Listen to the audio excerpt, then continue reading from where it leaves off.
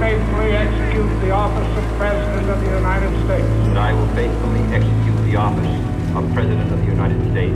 And will, to the best of your ability, And will, to the best of my ability, preserve, protect, and defend the Constitution of the United States. preserve, protect, and defend the Constitution of the United States. So help you God.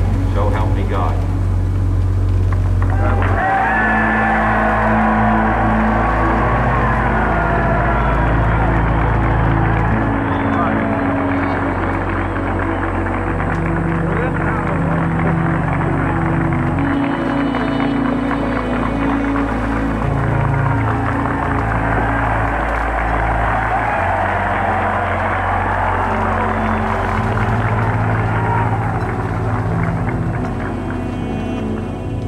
Vice President Johnson, Mr. Speaker, Mr. Chief Justice, President Eisenhower, Vice President Nixon, President Truman, Reverend clergy, fellow citizens. We observe today not a victory of party, but a celebration of freedom, symbolizing an end as well as a beginning, signifying renewal as well as change.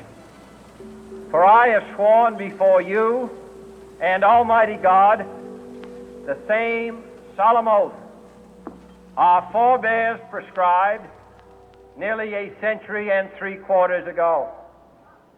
The world is very different now, for man holds in his mortal hands the power to abolish all forms of human poverty and all forms of human life.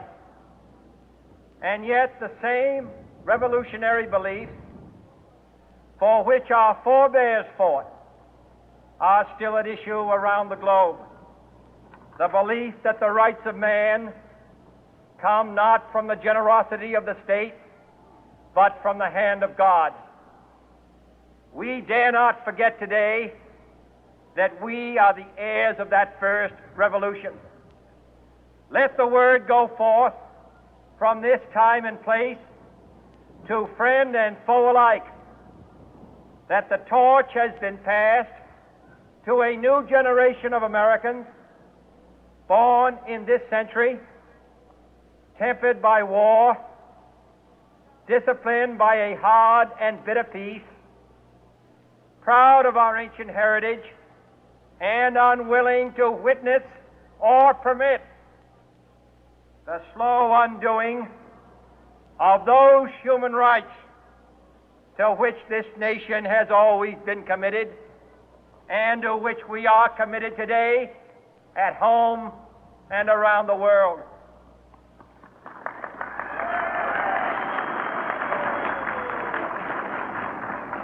Let every nation know, whether it wishes us well or ill, that we shall pay any price, bear any burden, meet any hardship, support any friend, oppose any foe to assure the survival and the success of liberty.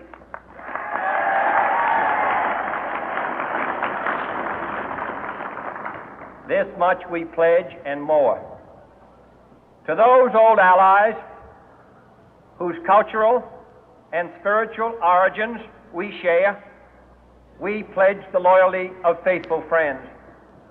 United, there is little we cannot do in a host of cooperative ventures. Divided, there is little we can do, for we dare not meet a powerful challenge at odds and split asunder.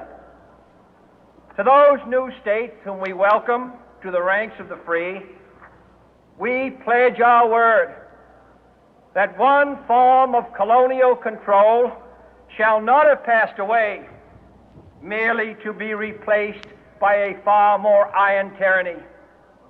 We shall not always expect to find them supporting our view, but we shall always hope to find them strongly supporting their own freedom, and to remember that in the past, those who foolishly sought power by riding the back of the tiger ended up inside.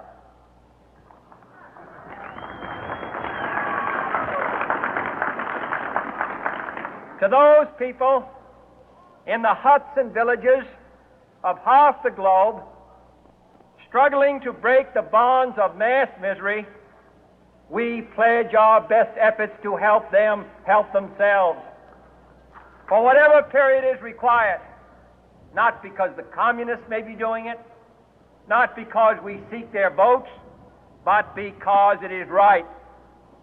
If a free society cannot help the many who are poor, it cannot save the few who are rich.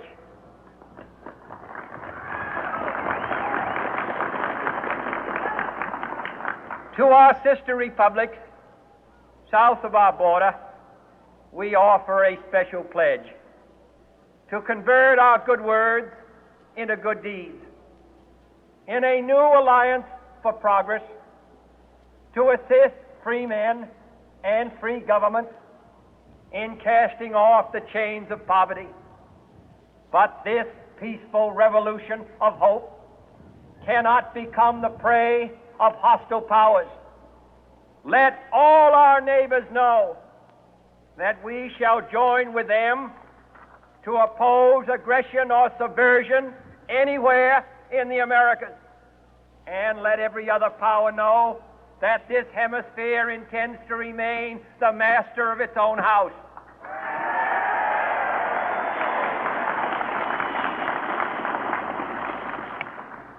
To that World Assembly of Sovereign States, the United Nations, our last best hope, in an age where the instruments of war have far outpaced the instruments of peace, we renew our pledge of support to prevent it from becoming merely a forum for invective, to strengthen its shield of the new and the weak, and to enlarge the area in which its writ may run. Finally, to those nations who would make themselves our adversary, we offer not a pledge, but a request that both sides begin anew the quest for peace. Before the dark powers of destruction, unleashed by science, engulf all humanity in planned or accidental self-destruction, we dare not tempt them with weakness, for only when our arms are sufficient beyond doubt can we be certain beyond doubt that they will never be employed. But neither can two great and powerful groups of nations take comfort from our present course, both sides overburdened by the cost of modern weapons, both rightly alarmed by the steady spread of the deadly atom, yet both racing to alter that uncertain balance of terror that stays the hand of mankind's final war. So let us begin anew, remembering on both sides that civility is not a sign of weakness, and sincerity is always subject to proof. Let us never negotiate out of fear, but let us never fear to negotiate.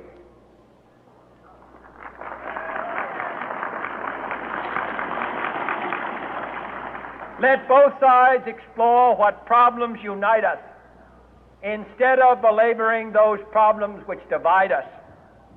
Let both sides, for the first time, formulate serious and precise proposals for the inspection and control of arms, and bring the absolute power to destroy other nations under the absolute control of all nations.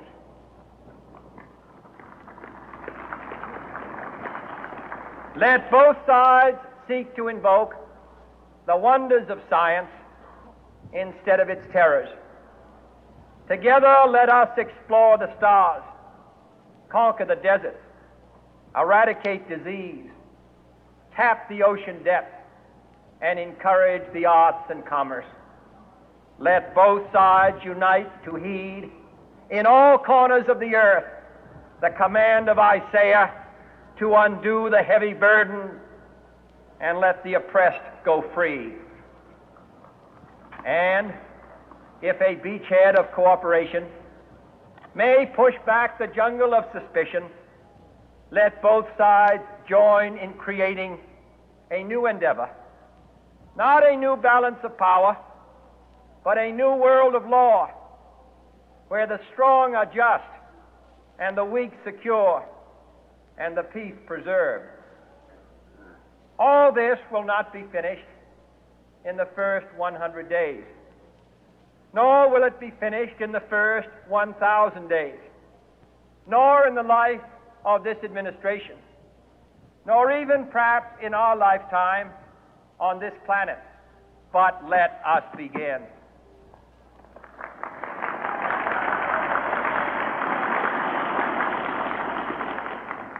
In your hands, my fellow citizens, more than mine, will rest the final success or failure of our course. Since this country was founded, each generation of Americans has been summoned to give testimony to its national loyalty.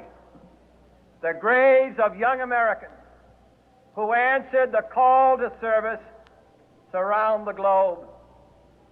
Now the trumpet summons us again, not as a call to bear arms, though arms we need, not as a call to battle, though in battle we are, but a call to bear the burden of a long twilight struggle, year in and year out, rejoicing in hope, patient in tribulation, a struggle against the common enemies of man, tyranny, poverty, disease, and war itself.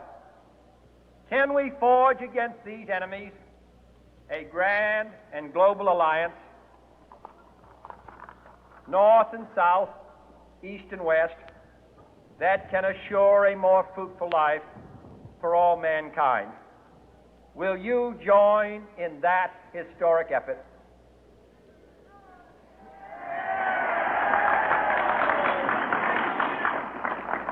In the long history of the world, only a few generations have been granted the role of defending freedom in its hour of maximum danger. I do not shrink from this responsibility. I welcome it.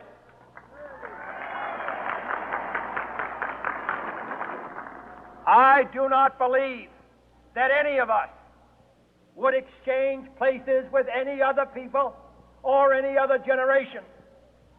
The energy, the faith, the devotion which we bring to this endeavor will light our country and all who serve it.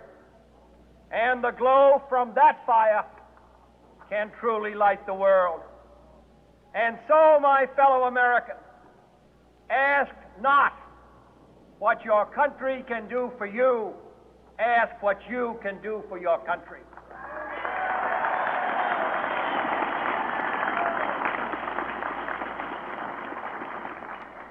My fellow citizens of the world, ask not what America will do for you, but what together we can do for the freedom of man.